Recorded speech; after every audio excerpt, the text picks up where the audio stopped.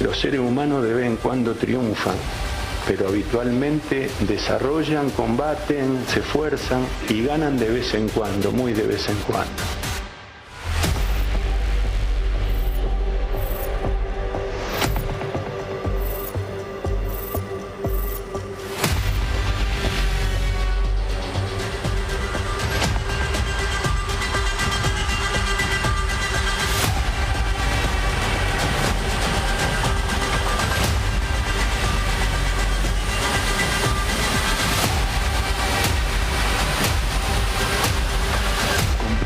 A luchar dignamente por lo máximo que está en juego y ver si lo que hacemos conmueve o no conmueve al público.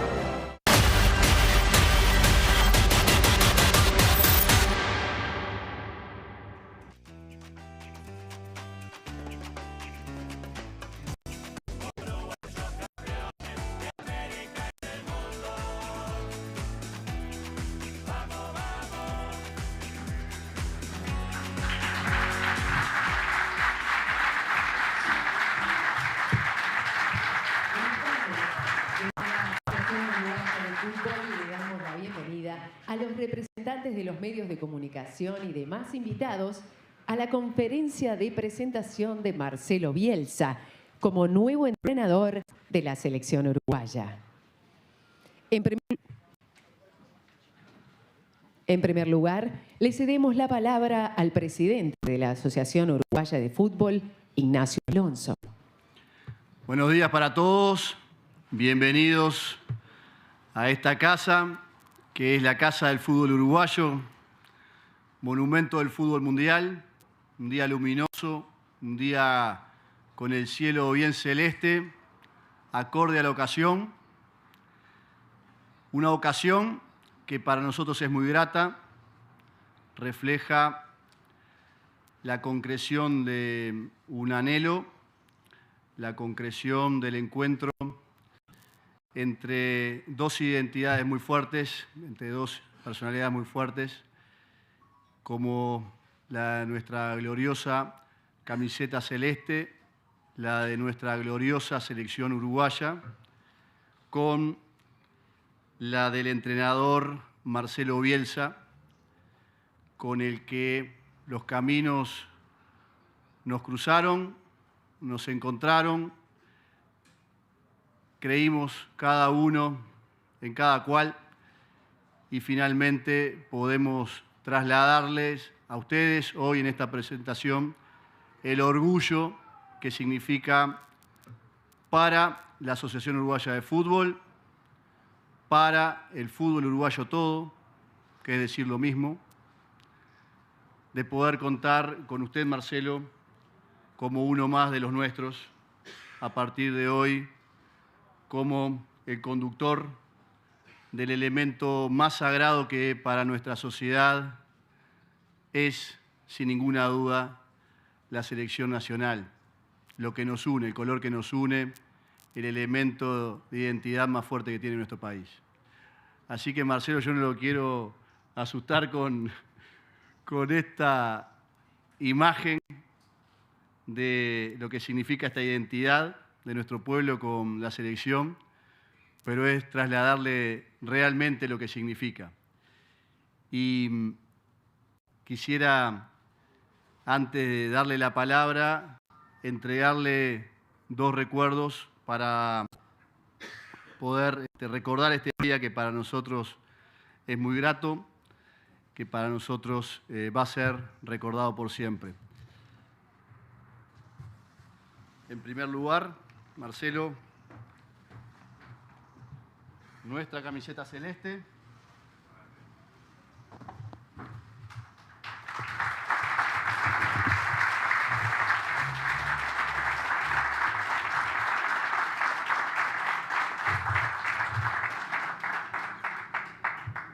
Y en segundo lugar, este óleo de nuestro Estadio Centenario, que es el orgullo de todos los uruguayos también, un templo que ojalá que sea el marco de muchas jornadas gratas a partir de ahora. Muchas gracias.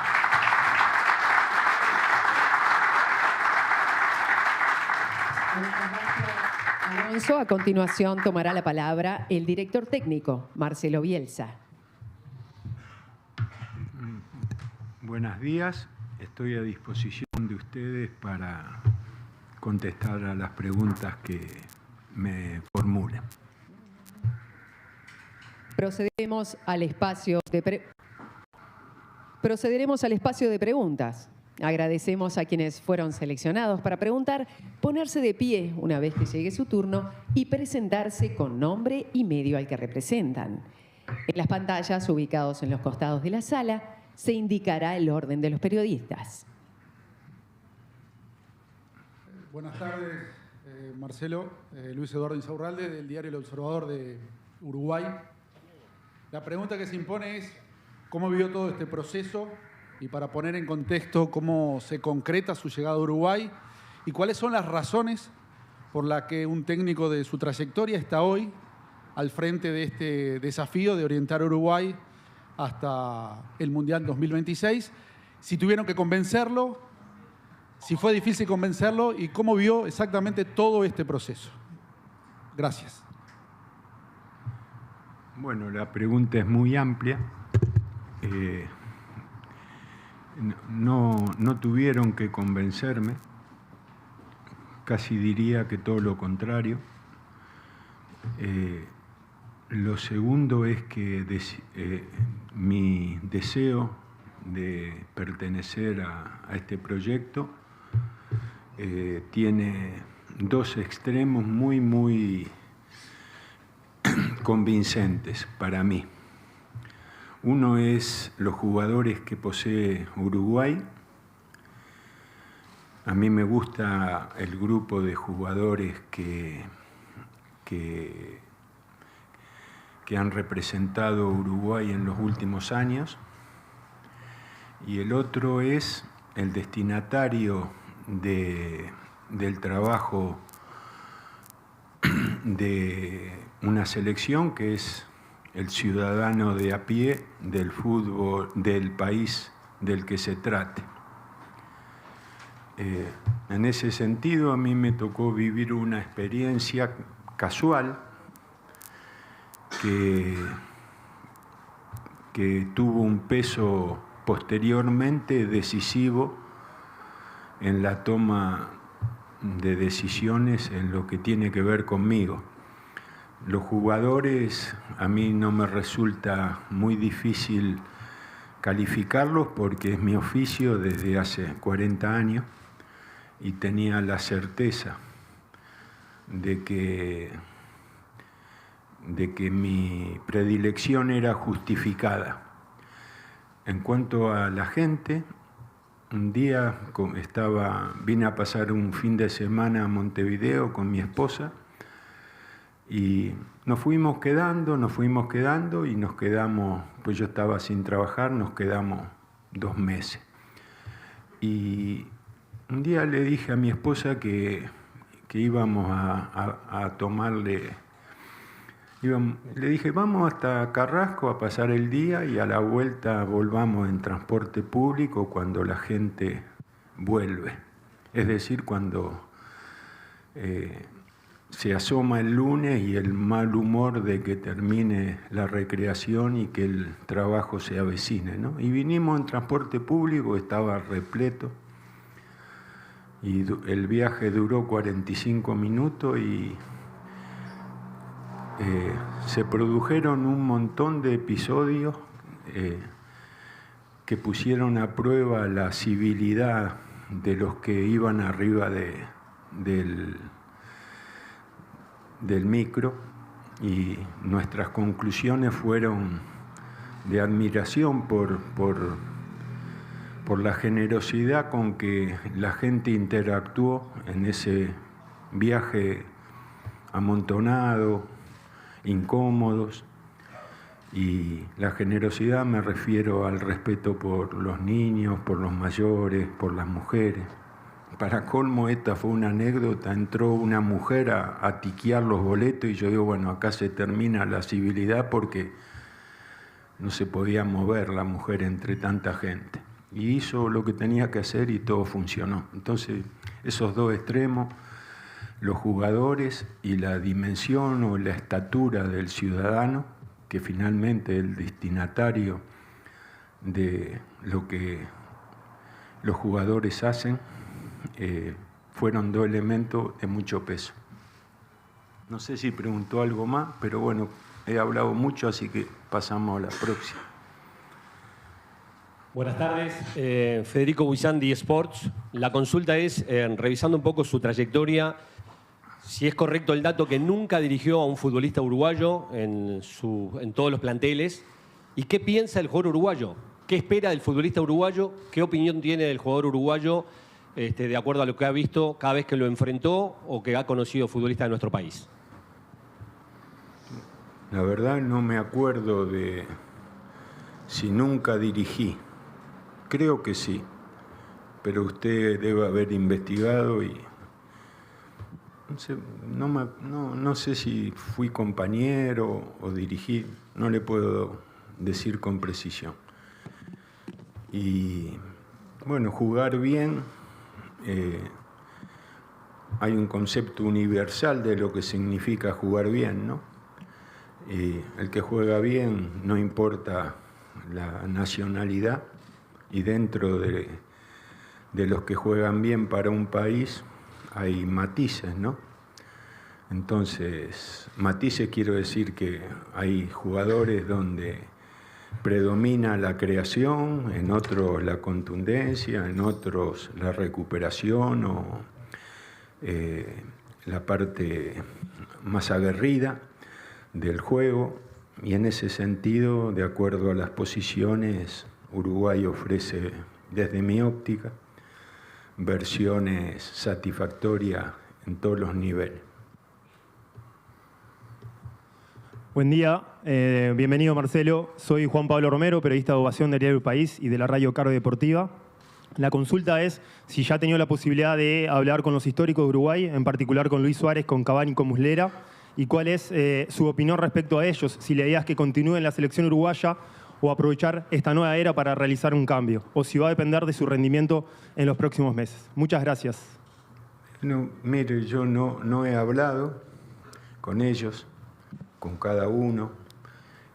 Creo que sí, que corresponde establecer un diálogo, un contacto, escuchar, ser escuchado y, bueno, luego la inevitable tarea de decidir si es que es necesario hacerlo, en un sentido o en el otro. No tengo una posición previa establecida, y en el caso de los jugadores a los que usted hace referencia, y bueno, que están claramente identificados por su edad,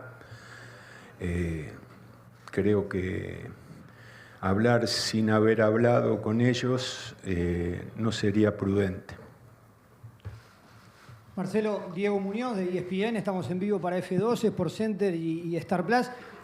Cito un textual suyo: los momentos de mi vida en los que empeoré tienen que ver con el éxito. El éxito es deformante, relaja, engaña, empeora. Sin embargo, usted asume un reto en el que buscará el éxito a través de ganar, justamente para darle satisfacción al bien más preciado que usted decía, la gente. ¿Cómo se convive con esa dicotomía? Bueno, nadie quiere, si a usted a cualquier ser humano le dice, le propongo que pierda y que construya sobre el error, o le propongo que gane y evite la vanidad del éxito, todos vamos a elegir ganar y evitar la vanidad del éxito. Y si nos toca perder, revisaremos lo hecho. Usted también convive con esa dicotomía, como la llama, y todos los seres humanos pasamos por ese proceso. Algunos desarrollamos tareas más públicas y que por ser públicas muy equivocadamente se toman como referenciales, pero a cualquiera de nosotros que anónimo que le haga la pregunta le va a decir lo que le digo yo. Cuando las cosas van mal, el que no se resigna batalla, y cuando las cosas van bien, el que es consciente evita el ego, porque sabe que prologa en el éxito un próximo fracaso. Marcelo, por acá para Canal 12, Gonzalo Ronchi. Quería consultarle cómo va a manejar la lista de jugadores que tiene que reservar para los partidos del mes de junio y si tiene previsto algún viaje en particular en estos próximos días para comenzar a tener contacto con los jugadores. No, no tengo previsto ningún viaje por el momento. En cuanto a los jugadores uruguayos, yo en estos meses he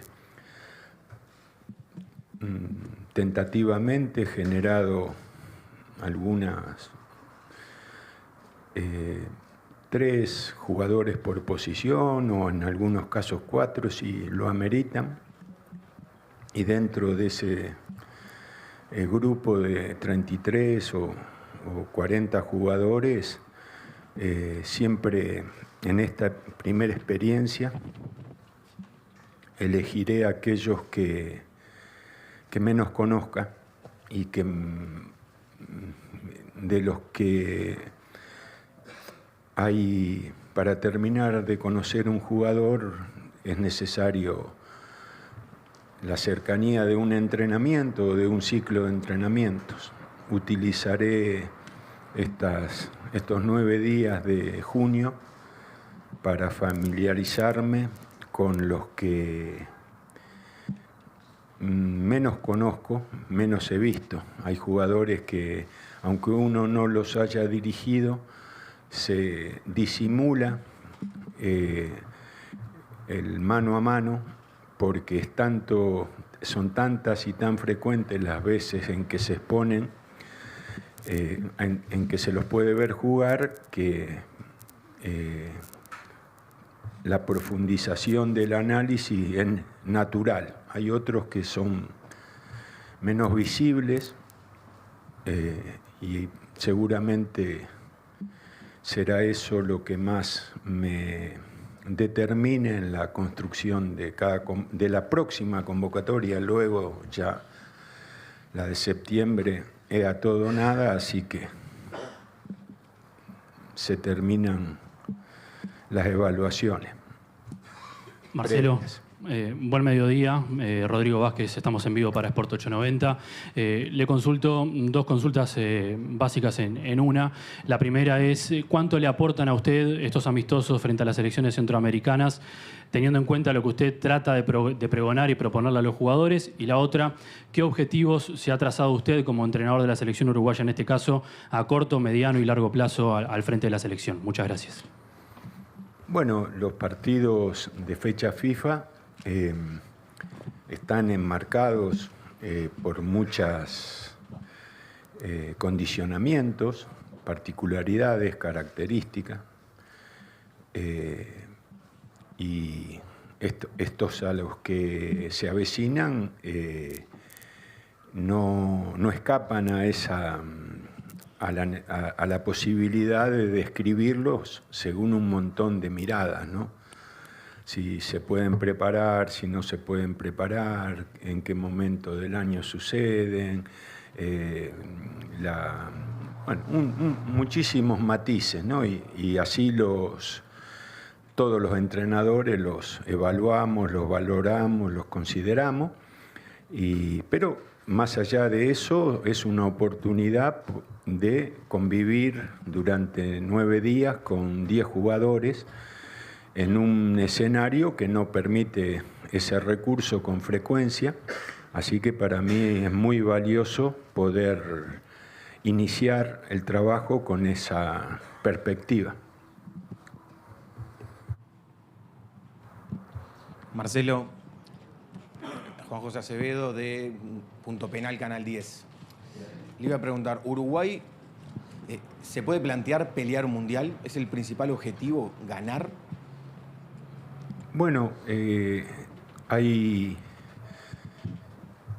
una cosa es la ilusión, otra cosa es la toma de conciencia. Hay países que si toman conciencia de su poderío, de su potencial, tienen menos posibilidades de construir a través de la ilusión. Hay otros países que la toma de conciencia los autoriza a pensar en lo máximo y no es una ilusión, sino una realidad. Y hay países que combinan las dos cosas, que tienen recursos antecedentes y que a esos recursos y esos antecedentes los potencia la fantasía, la ilusión, la perspectiva. Yo creo que Uruguay es del grupo del medio. Puede fantasear y tiene con qué alimentar esa fantasía. Marcelo, Carlos Bardaquian, estamos en vivo para Radio Oriental. Su llegada como técnico de la selección, ¿entiende que supone un cambio de estilo futbolístico de la selección? Hay un cambio de paradigma que se impone desde su concepción del juego, de la posesión, el ataque, y esa idea del juego también va a tener alcance, si es así, a las formativas de Uruguay y va a permear a los clubes, considerando que nuestro nivel interno nos ha alejado desde hace un tiempo del concierto internacional, que hemos dejado de ser competitivos como lo éramos en otros tiempos? Gracias. Bueno, primero que imponer un estilo o una forma de jugar es la combinación de las intenciones del entrenador, las posibilidades de los jugadores de concretar la propuesta que el entrenador transmite y un tiempo necesario de desarrollo para que la conjugación de esos elementos cristalice. Eso es muy difícil de medirlo, por lo cual los entrenadores, si hay algo que no pueden hacer es actuar diferenciándose de lo que piensan y de lo que sienten, porque como tienen la necesidad de convencer, ser sincero es inherente a la seducción de proponer y de que el otro acepte, ¿no? Entonces, si usted me dice si yo voy a actuar de acuerdo a lo que siento y pienso, sí. ¿Cuál es el procedimiento para lograrlo?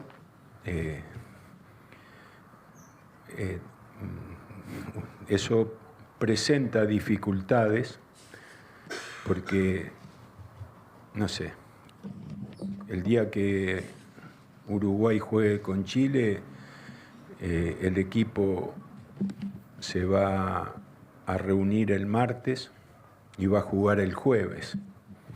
Entonces, si yo le dijera que la obtención del estilo se consigue en 2 días, de los cuales en ninguno de los 2 se puede consumir energía para la preparación porque hay que conservarla para el juego, usted estaría en condiciones de descubrir de que lo estoy engañando. Pero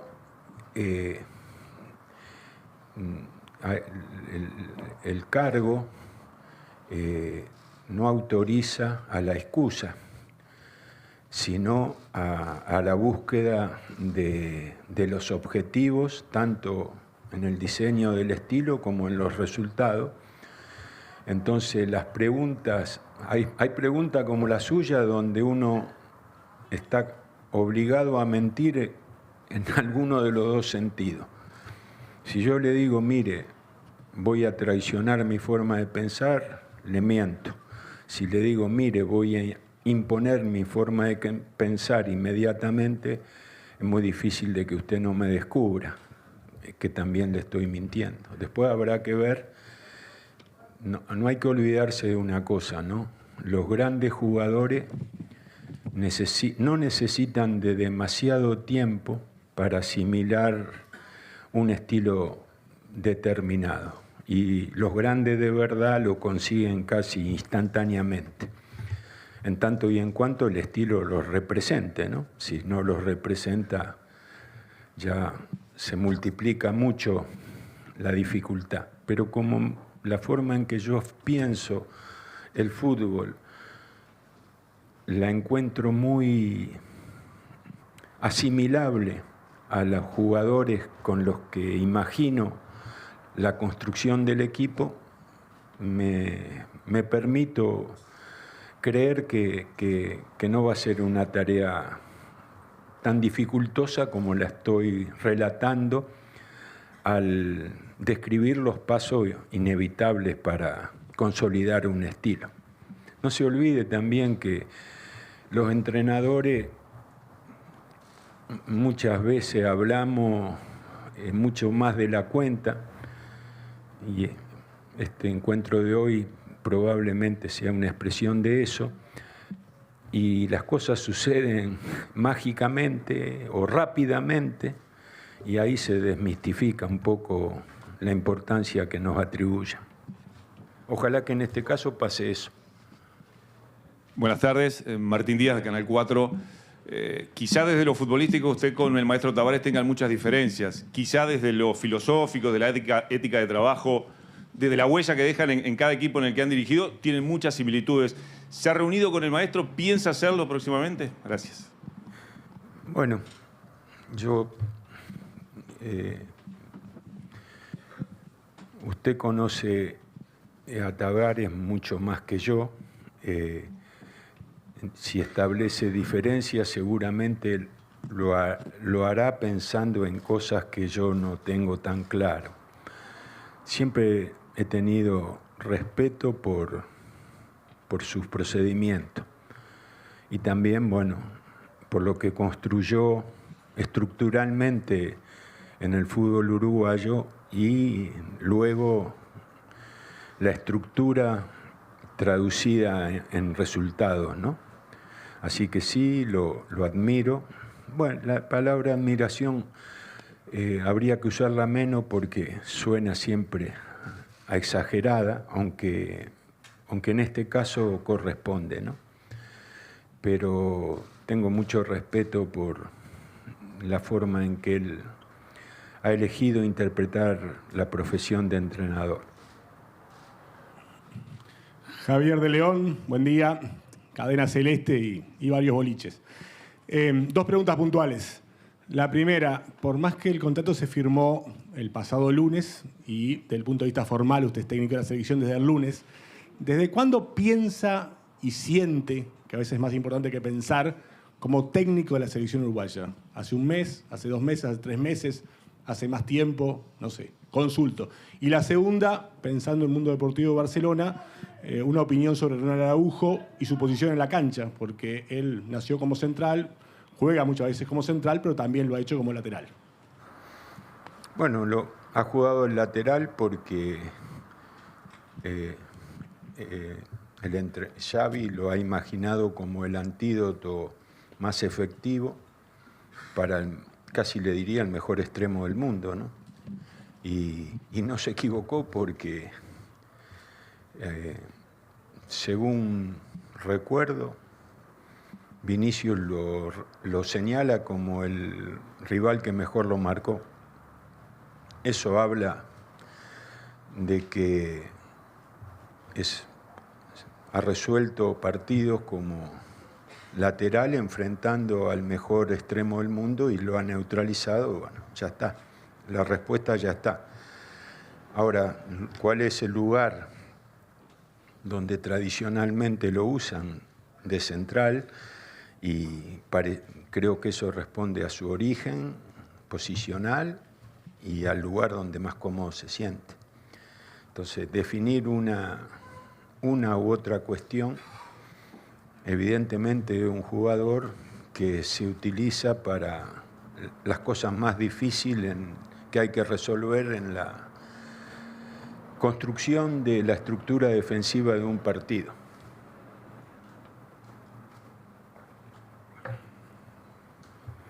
¿Qué tal? Buenas tardes, Marcelo. Gabriel Regueira, estamos en vivo para Fútbol por Carve, en Carve Deportiva y también para Radio Carve.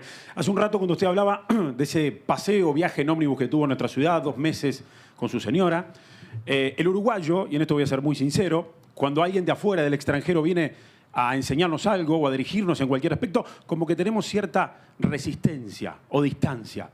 ¿Cómo va a ser usted para convencer a los que piensan de esa manera? ¿Y cómo va a ser usted para consustanciarse con el vestuario de Uruguay, con la idiosincrasia del futbolista uruguayo? Porque, a ver, claro, argentinos y uruguayos somos similares, pero no somos iguales. Tenemos diferencias en cuanto a ver algunas cuestiones y también lo que pasa dentro de la cancha. Gracias. Mire, iguales pero distintos, dice, leí una vez sobre Uruguay y Argentina. Después usted me hace una pregunta que sabe la respuesta, ¿no? En fútbol y siendo extranjero, en fútbol, siendo con nacional o extranjero, la aceptación tiene un solo nombre, ¿no? Que es victoria, triunfo. Después habrá más o menos paciencia, según la valoración, según que el que protagoniza la merezca, según el sentir popular o no. Entonces, por supuesto que el rechazo a lo que no es propio, a lo extranjero, es legítimo, es un sentimiento que consolida la identificación de lo propio, ¿no? Entonces, todo sentimiento que consolida la identificación de lo propio, para mí es legítimo, sobre todo en un país que está futbolizado y que tiene jugadores y entrenadores prestigiosos, ¿no? En todo sentido. Y bueno, después también la interacción de las personas está vinculada a reconocer en hacer lo que está bien y evitar hacer lo que está mal. Y eso si usted a un hijo le dice, portate bien, y sabe qué tiene que hacer el hijo, y le dice, no te portes mal, y sabe qué tiene que hacer. Quiere decir que ese código universal de actuar correctamente tendrá algunos vínculos con valores especiales, pero es universal, así que en ese sentido. Buenas tardes, Marcelo. Santiago Castro, de la Televisión Pública Nacional, Canal 5. Me interesa saber en qué cree que evolucionó o cambió como entrenador respecto de sus anteriores experiencias en selecciones nacionales. Muchas gracias. Bueno, hace muchos años que no dirijo selecciones, pero el fútbol ha cambiado, los futbolistas han cambiado y los recursos para entrenar han cambiado. Y yo, dentro de mis limitaciones, siempre trato de incorporar lo nuevo,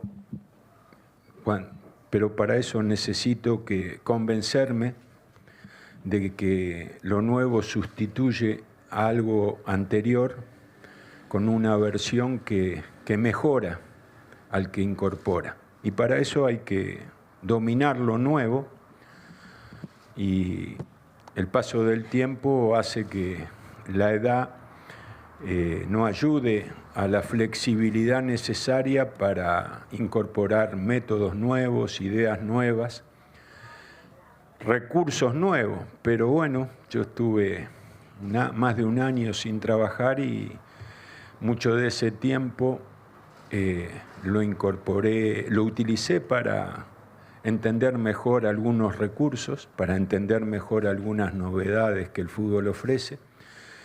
Y siempre trabajo con gente que tiene 20 años menos que yo, 30 años menos que yo, y evitan que uno imponga ideas antiguas y asome a ideas nuevas. Si usted me pregunta si hay algo de lo actual que rechazo porque no conozco o porque conozco y no domino, le diría que no. Algunas cosas las rechazo porque las considero no superadoras. Y como soy polemista y me gusta perder las polémicas más que ganarlas, cuando hay algo de lo novedoso que rechazo, me someto a la discusión y convenzo o soy convencido y actúo en consecuencia. Marcelo, buenas tardes. Diego Martini para TV Ciudad. Quería consultarle a propósito de los regalos que le dio el presidente de la Asociación Uruguaya de Fútbol, que representan a parte de nuestra historia, la camiseta celeste, el Estadio Centenario, y siempre se habla de la idiosincrasia del uruguayo y de que somos 3 millones de entrenadores técnicos. Y en estos días ha generado una revolución su llegada, sobre todo por su forma de ver el fútbol, su filosofía, y cómo piensa que el público uruguayo lo puede recibir. Y le hago una de chapa de qué le parecieron las instalaciones de la Asociación Uruguaya de Fútbol, el Complejo Celeste. Gracias. Mire, yo estoy poniendo el dedo en la parte del cuadro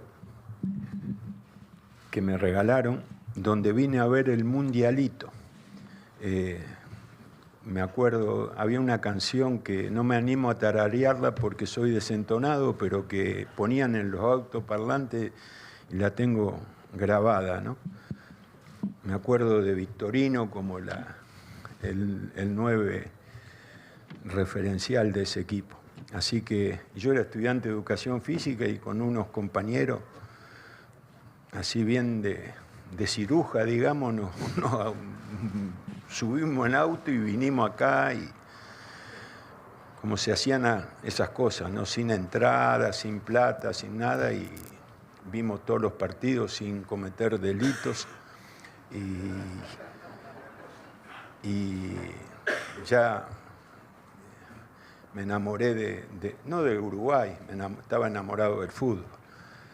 Y obviamente que también hay una cosa, ¿no? Que cuando uno es recibido en un país que no es el propio, hay que ser muy cuidadoso de lo que se dice para que no se confunda con demagogia, ¿no? O ese deseo de agradar diciendo algo de lo que uno no está convencido, pero voy a correr el riesgo de decir lo que opongo. Le comentaba a Ignacio Alonso y a sus compañeros lo que yo pienso, que yo tengo una dimensión como entrenador, la conozco, y el fútbol uruguayo tiene una entidad basada en su pasado y en su presente, y en lo que ha construido en la última década o en la última 15 años, ¿no? Si hay una desproporción entre las dos entidades, entre la entidad que me contrata y el profesional que yo soy, claramente lo que ha pasado en la historia del fútbol uruguayo, dejémoslo, pero en los últimos 15 años del fútbol uruguayo ha habido una expresión muy superior a la que yo hice en mis 15 años más recientes como entrenador. Entonces, si hay expectativa, yo no la puedo calificar ni neutralizar, pero sí puedo describirla. Es desproporcionada y exagerada. Y eso se puede escuchar persigue agradar, falsa modestia, disfraz de humildad, o se puede buscar datos y decir si tengo o no tengo razón. Si busca los datos se va a dar cuenta que la historia no, porque bueno, si yo diría que el fútbol uruguayo es Obdulio Varela, sí, es Obdulio Varela, pero hoy no es Obdulio Varela. Hablo de los últimos 15 años, que son las etapas más verificables o más vinculables con la realidad, y de mis últimos 15 años, que serían lo más representativo de mi gestión. Y si usted ve los desequilibrios, lo va a ver en contra mío y a favor de Uruguay. Y ojalá que ese mensaje también se evalúe como sincero, porque no es que yo lo diga, es que ustedes no lo dicen, pero yo describo una realidad verificable y ustedes proponen una interpretación que sinceramente no es real. Por más que pueda sonar agradable a mí, ¿no? Marcelo, Gustavo Ricci, estamos en vivo para FM Voces de Maldonado y para la Oral Deportiva de Radio Universal. Primero, bienvenido al Uruguay. Ojalá pueda disfrutar del país futbolístico como disfruta indudablemente del país como país mismo. Y la pregunta que le quería hacer es que en este último tiempo, cuando conversábamos con los dirigentes sobre el por qué Bielsa como técnico de la selección, los dirigentes nos decían, entre otras cosas, porque tiene un profundo conocimiento del fútbol uruguayo. Mi pregunta es si nos puede hacer un diagnóstico de la medida de lo posible de lo que es nuestra selección, del último tiempo de la selección, y si nos puede hacer un diagnóstico en la medida de lo posible de lo que es nuestro fútbol local. Gracias. Bueno, en el fútbol es la gente y los jugadores. Y después están los que mediamos entre la gente y los jugadores. Los que mediamos entre la gente y los jugadores somos los entrenadores, los periodistas y los dirigentes. Creo que los entrenadores, los periodistas y los dirigentes somos lo peor del fútbol, claramente, y eso se verifica, pero eso es verificable, El fútbol cada vez tiene más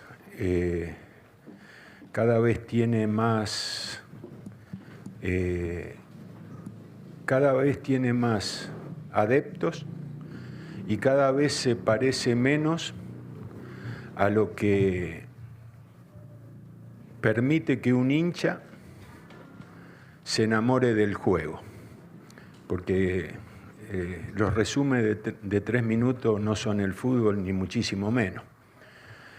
Es como si uno viviera con la esposa solo los sábados a la noche. Si uno vive con la esposa solo los sábados a la noche, no hay matrimonio que fracase, ¿no es cierto? Y si uno ve el fútbol en highlight, ¿cómo no te va a gustar el fútbol? Pero eso es ser espectador, ser hincha es otra cosa, y al fútbol lo mantienen los hinchas. Y para que el fútbol tenga vigencia, hay que evitar destruirlo, ¿no? Y yo creo que los entrenadores, los dirigentes y los periodistas hacemos todo lo posible para que el fútbol sea cada vez peor, y lo estamos consiguiendo desde mi punto de vista. ¿Cuál es la expresión más clara de que lo estamos consiguiendo? Que cada vez hay menos jugadores que vale la pena ver. ¿Y por qué hay cada vez menos jugadores que vale la pena ver? ¿Cómo nos damos cuenta? Por los valores exorbitantes que se pagan por los que juegan bien. Y ni aún los poderosos, como la liga inglesa, pueden mantener la tradición y no dejarse absorber por la moda, ¿no? Entonces, le digo todo esto porque usted define al fútbol, hay dos formas de definir el fútbol uruguayo: por los jugadores que tiene jugando fuera de su liga y por los jugadores que tiene jugando en su liga. Lo que hace grande a un torneo es la calidad de los equipos que participan. Entonces, si se van los mejores, se van a Europa, los del medio se van a América del Norte, y los buenos, pero que no pueden ir a Europa o América del Norte, van a los países sudamericanos más desarrollados, bueno, ya está. No. ¿De quién es la culpa? De nadie. Del mercado. Entonces, hay que encuadrar la mirada en ese análisis, ¿no? Así es. Marcelo, buenas tardes. Fabián Bertolini, Radio Uruguay, vamos que vamos. Para muchos técnicos en el mundo, usted es considerado de los mejores técnicos del mundo. ¿Dónde se posiciona usted? ¿Ahí? ¿Desde qué lugar? Y yéndonos un poquito más allá del Mundial, que Dios mediante va a ser después del 26, ¿cómo le gustaría a usted que lo recordemos? ¿Cómo lo evaluemos? ¿Solamente desde el éxito o por otro ámbito? Mire, en el fútbol en el mundo del fútbol hay 20 grandes equipos. Yo nunca dirigí ninguno de esos 20 grandes equipos y tampoco me los ofrecieron. Eso responde a que cómo podría ser yo uno de los grandes entrenadores del mundo y no haber dirigido nunca un gran equipo. No hay ejemplo de eso. Entonces no soy uno de los grandes entrenadores del mundo y esta regla indiscutible lo verifica. Y la respuesta es la misma. Los seres humanos lo que queremos es ser queridos. No hay ser humano que no luche por despertar afecto. Y en el fútbol el afecto se consigue instalando en la memoria colectiva recuerdo inolvidable, y eso la única manera es ganando.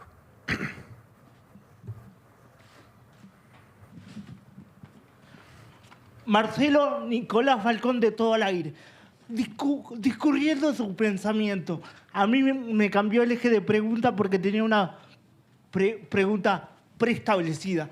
Siento que lo que usted dice, que Suárez y Cavani no van a jugar más en Uruguay, es lo que desprendo de esta conferencia. ¿Yo analizo bien lo que acabo de escuchar o es una interpretación mía? Muchas gracias. No, no dije eso ni lo contrario. Entonces, no ha interpretado equivocadamente. Simplemente dije que cualquier decisión que involucre a algún jugador uruguayo con antecedentes históricos no puede ser tratada sin escucharlos. Yo soy muy respetuoso de los ídolos porque son patrimonio de la gente y el ídolo es una cosa, es un metal precioso para los más pobres. Entonces, jamás haría conscientemente algo que pueda dañar a un ídolo, ¿no? Marcelo, Alfonso Irrazábal de Fútbol a Sol y Sombra. Hablaste hace un ratito de lo que es la renovación de tu equipo también, de confiar en los jóvenes. ¿Es también una mirada a eso para la selección, empezar a confiar quizás en la juventud del equipo? Y yendo a todo eso, también estamos en un pleno recambio en materia ofensiva, por ejemplo. ¿Es el lugar en el que vas a tener que trabajar más quizás? Gracias. Bueno, yo... no es que la condición no es ser joven, sino ser el mejor. Los jugadores acceden a un lugar si son mejores que aquellos a los que desplazan. Así que la edad es apenas un condimento que puede ser a favor, positivo o negativo, ¿no? Entonces, después los procesos generacionales son naturales y se producen un poco más tarde, un poco más temprano. Me cuesta mucho aventurar cómo puede darse un ciclo que no comienza y sobre el que no he tomado ninguna medida que pueda influir. Y creo que está bien que actúe de ese modo porque al no haber ejercido aún, no sería prudente. ¿Qué tal, Marcelo? Buenas tardes. Valentina Rossi de La Noche del Fútbol de Nuevo Siglo. Quería consultarle si ya tiene conformado el cuerpo técnico. Hasta hace unos días no se sabía quién era el preparador físico. Y también si tuvo contacto con el técnico saliente, Diego Alonso. Muchas gracias. Bueno, hay compañeros de trabajo mío con los que trabajo hace muchos años y que van a seguir cercanos a mí, y hay algunos componentes del cuerpo técnico que yo prefiero que sean nacionales, uruguayos, porque me van a ayudar a conectar con más facilidad con las cosas de un país que son necesarios conocer. Y sí, he hablado con Diego Alonso. Marcelo, buenas tardes. Mi nombre es Claudio Veiga, estamos en vivo para Radio Cristal del Uruguay.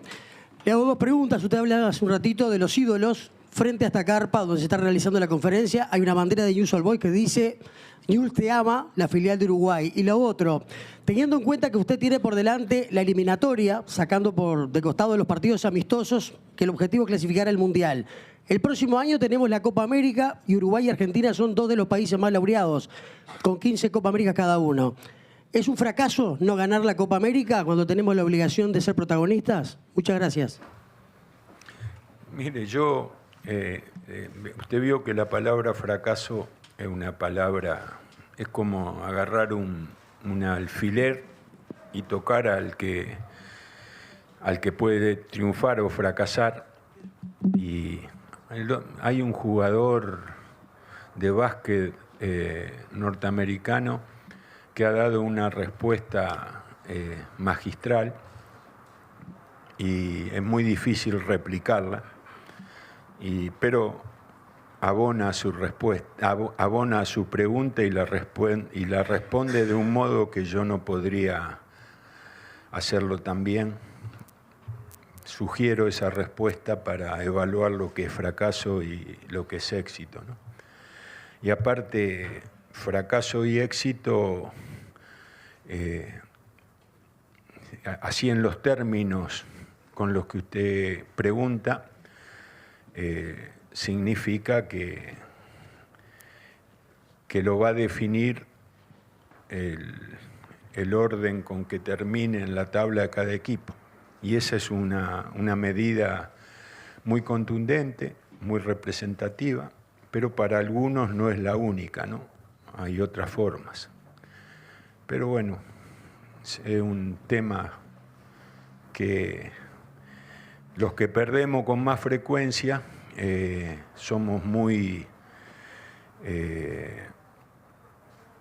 dispuestos a discutirlo, y yo ya estoy un poco cansado de esas discusiones a través de lo que significa ser exitoso o no serlo, y me asumo como mucho más vinculado con el fracaso que con el éxito, ¿no? Hola Marcelo, Pedro Figueredo de Radio El Espectador, para tuya y mía. La consulta que quería hacer es, han habido muchos jugadores que han explicado que luego de haberlo conocido y haber sido dirigidos por usted, recobraron un nivel que nunca pensaron tener. ¿Cómo se hace para potenciar un futbolista y cómo se hace para potenciar en este caso a los futbolistas uruguayos? Gracias. Bueno, el tema, usted sabe que que si nadie hace mejor a un jugador que no esté en condiciones de serlo. Entonces, la primera conclusión es que es mucho más importante la materia prima que constituye un jugador de élite que el entrenador que ayude a potenciarla. Y bueno, también cómo se hace para colaborar en que un jugador utilice un porcentaje alto de sus recursos. El entrenamiento, lo que es el recurso más efectivo, no el único. Después está poder incidir sobre lo que el jugador piensa. Y después está la imagen, donde el error, el acierto y la copia es muy, muy importante. En el fútbol la copia es el elemento más importante de todo, ¿no? La palabra copiar, que parece despectiva, en el fútbol es indispensable, ¿no? Ese es un problema. Por ejemplo, usted me dice, ¿y qué pasa? Recién alguien preguntaba sobre el fútbol uruguayo. No puede copiar, porque el jugador de fútbol y el joven en formación ama el fútbol, se apasiona por el fútbol y idolatra al jugador que imagina ser. Entonces lo copia.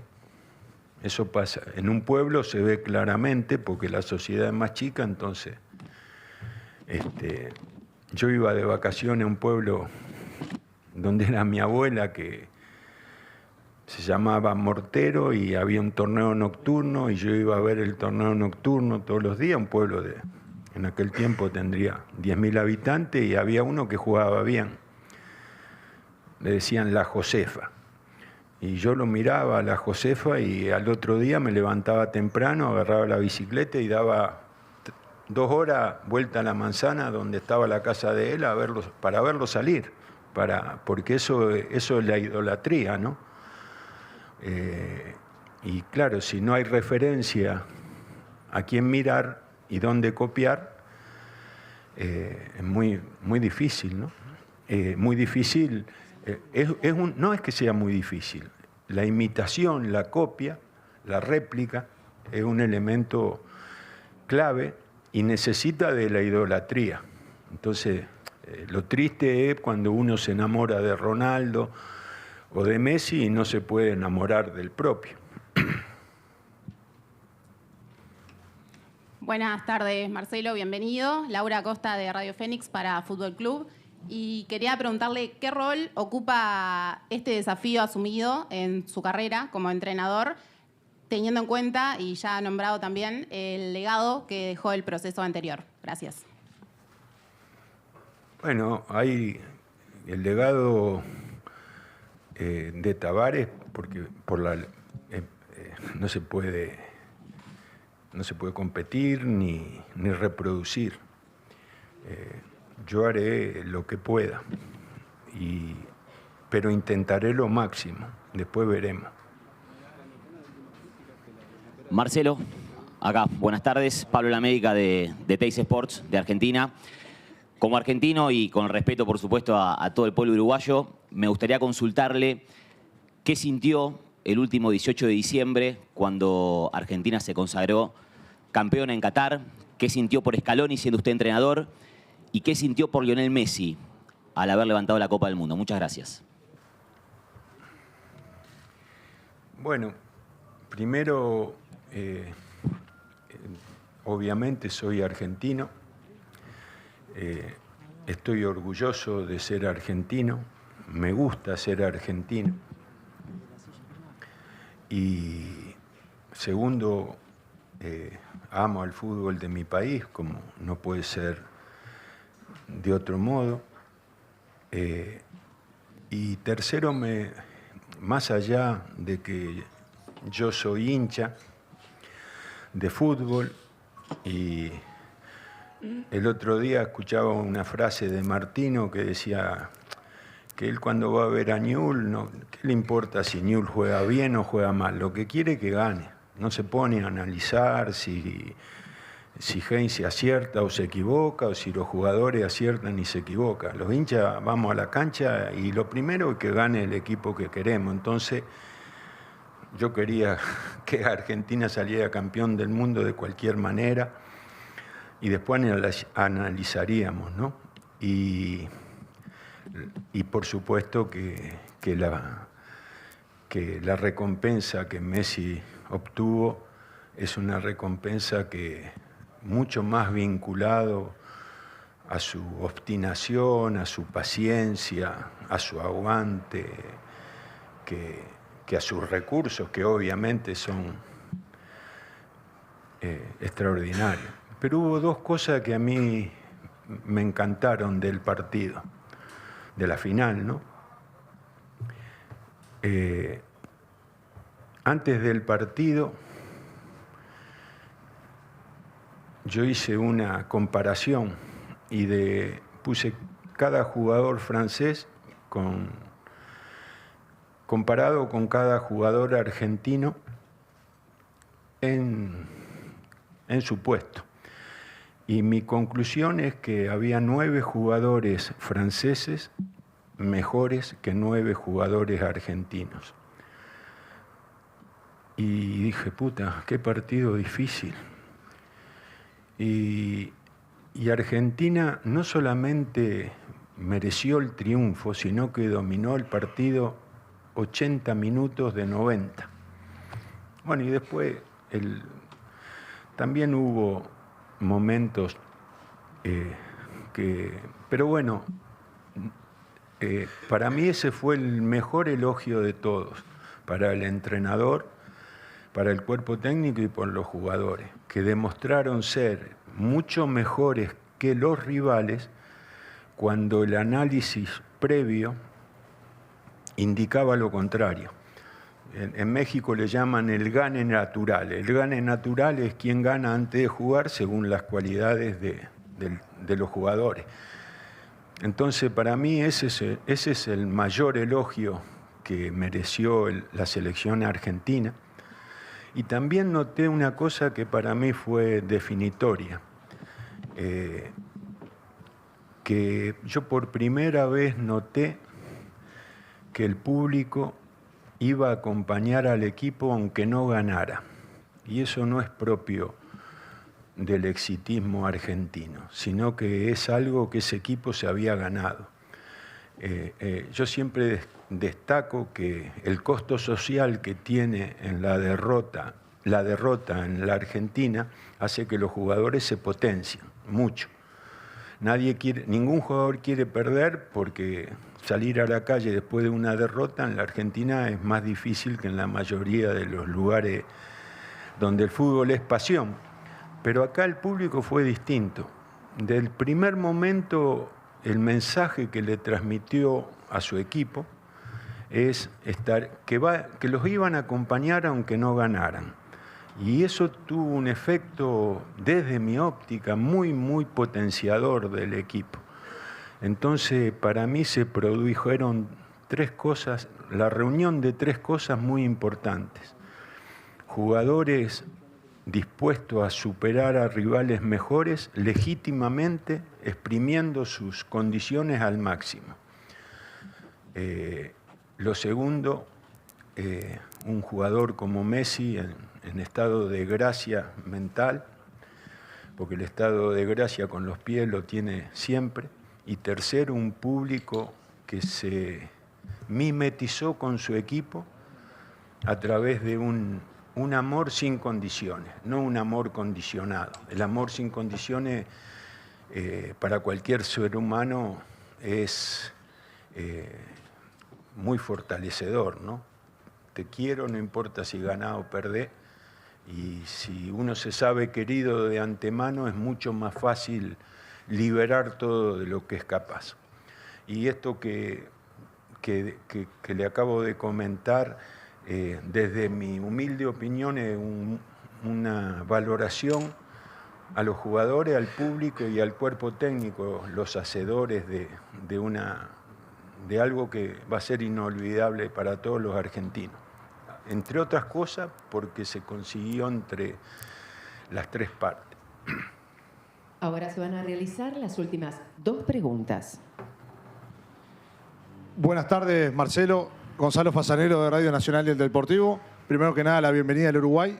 Tenía varias preguntas, pero justamente recién hablando de Argentina, me acordé de algunas cosas que pasaron en todo este tiempo, sobre todo el diálogo de algunos entrenadores uruguayos en cuanto a la presencia de entrenadores de nuestro país en el seleccionado uruguayo.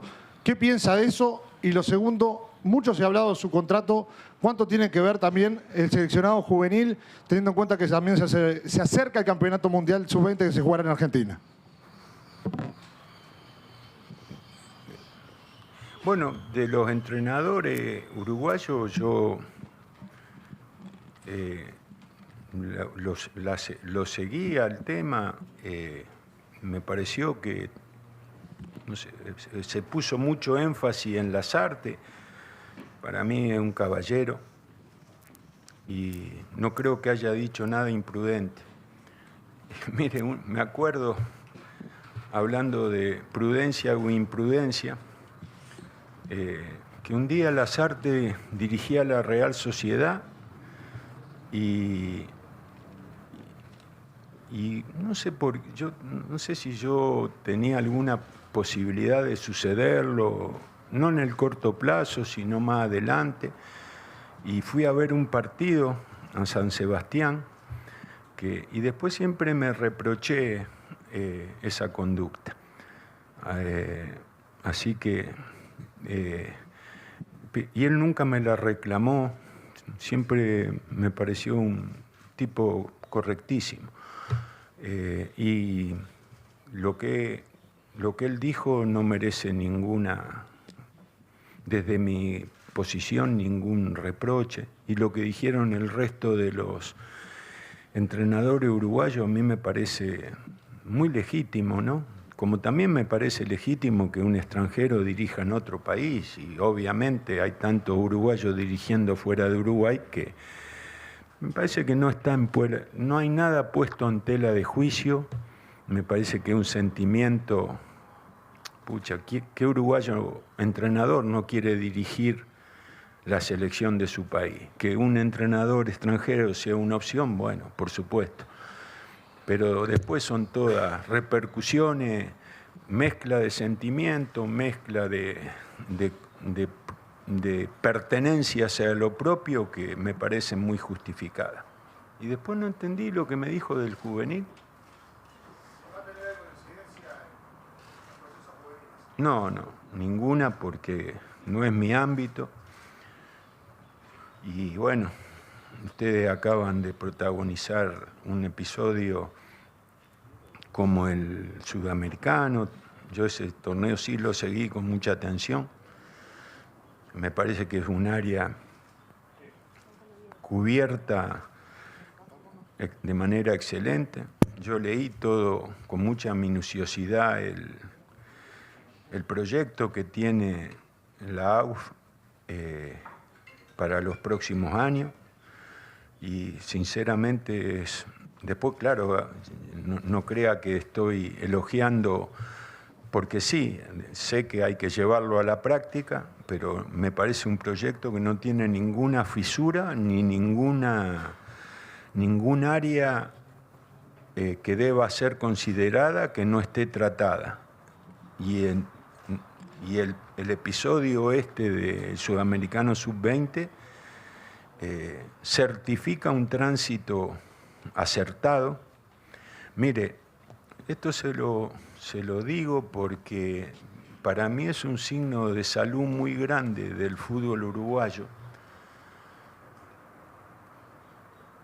Y como en el diálogo se acentuó el torneo local y las falencias que tiene, yo vi todo ese torneo sudamericano sub-20 y la gran diferencia entre Uruguay y el resto de los equipos fue la consistencia colectiva que tenía Uruguay agregado a las individualidades. No digo que no tuviera individualidades, sino que eran individualidades aglutinadas dentro de una idea colectiva muy, muy desarrollada. Uno veía jugar al equipo uruguayo y podía jugar bien, mal o regular, y podía tener mejores jugadores o mejores individualidades o no, pero que se sabía claramente que era un equipo que sabía que jugaba y que estaba organizado. Y después, claro, al revisar el dato de que los equipos cedieron a los jugadores para una preparación larga y que los vuelven a ceder para otra preparación larga, ese es un índice de salud, porque no hay, en ningún país sucede eso. Ningún club cede para mejorar la visión externa de su fútbol, y mucho menos son jugadores, muchos de esos jugadores debilitaron a sus equipos porque jugaban en primera división, y eso me parece un signo muy saludable. Vamos ahora con la última pregunta. Buenas tardes, Marcelo. Gonzalo de León para Montevideo Portal. Después de 12 años vuelve a dirigir una selección. ¿Qué le genera esto a usted, volver a tomar las riendas de un país? ¿Y qué diferencias son las que nota con respecto al día a día en un club? Muchas gracias. Bueno, las diferencias son muy, muy grandes. Dirigir a un club es un trabajo de intervención constante, y dirigir una selección es un trabajo de reunir rápidamente individualidades de gran nivel, ¿no? Una de las cosas que yo consideré mucho es que no iba a tener en ningún otro club de los que a mí pueden ofrecerme un grupo de jugadores como los que Uruguay tiene en este momento. Bueno, muchísimas gracias. Damos por finalizada la conferencia de prensa de presentación de Marcelo Bielsa. Agradecemos a todos por su presencia y les deseamos un muy buen cierre de jornada. Gracias.